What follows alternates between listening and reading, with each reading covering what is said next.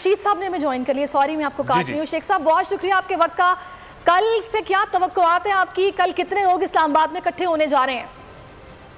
देखें, record historical लोग होंगे इमरान खान के जलसे में, और उधर पीपल्स पार्टी तो आ नहीं रही और ना उनको रिसीव कर रही है नून वालों को। आप नून का जलसा भी दिखा दें, बस अमूमी किस्म का जुलूस है उनका।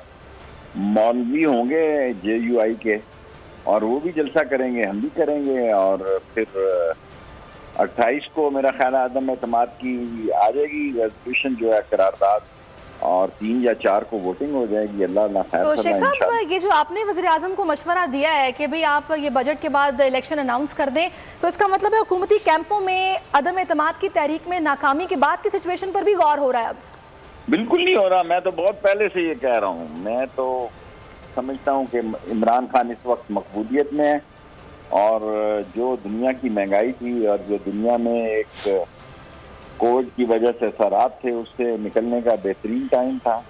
अब भी हम एक अच्छा सा बजट पेश करें और इलेक्शन में जाएं। आज हारते नहीं हम इनसे, इंशाल्लाह ताला जीतेंगे। तो इत्तेहादी क्यों आपके साथ नहीं खड़े, इसकी वजह क्या है? आहिस्ता आहिस्ता आ जाएंगे, आखिरी दिन तक इत्तेहादी ऐसे ही होते हैं, आखिर टाइम लेते हैं थोड़ा। तो आज भी चौधरी बिरादरान से मुलाकात हुई है, उन्होंने प्रेस कॉन्फ्रेंस ही मंसूख कर दी है, बोला मुशावरत करेंगे। और देखिए, मैं चौधरियों पे बात नहीं करना चाहता।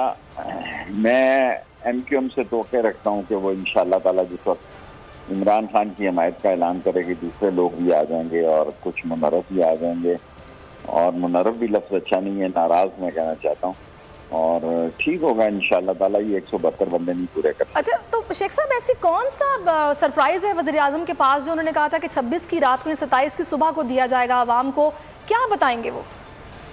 मुझे नहीं पता क्या बताएंगे। अभी वो गए हैं कमालिया, और 2-2.5 घंटे मीटिंग के बाद हमारी तो सारी तवज्जो जो है वो कल के जलसे में है। कल के जलसे के बाद शुरू होगी सियासत इंशाअल्लाह ताला, 28 से लेके 1 हफ्ता 4 तारीख तक। शेख साहब, एक छोटी सी चीज़ बताइएगा, सारे मुल्क की सियासी जमातें इस्लामाबाद में जमा हो रही हैं, आप वज़ीर दाखिला हैं, खुदा ना खास्ता किसी दुश्मन ने कोई हरकत कर दी, कोई साजिश हो गई, अल्लाह ना करे, आप कोई खतरात देख रहे हैं इस तरह के? कोई ऐसे मामला देख रहे हैं? मौलाना साहब भी आ रहे हैं, मुस्लिम लीग नून भी आ रही है, PTI ने भी सारी दुनिया से लोगों को बुलाया हुआ है, आप भी पिंडी से एक बड़ा जलसा लेके जा रहे हैं।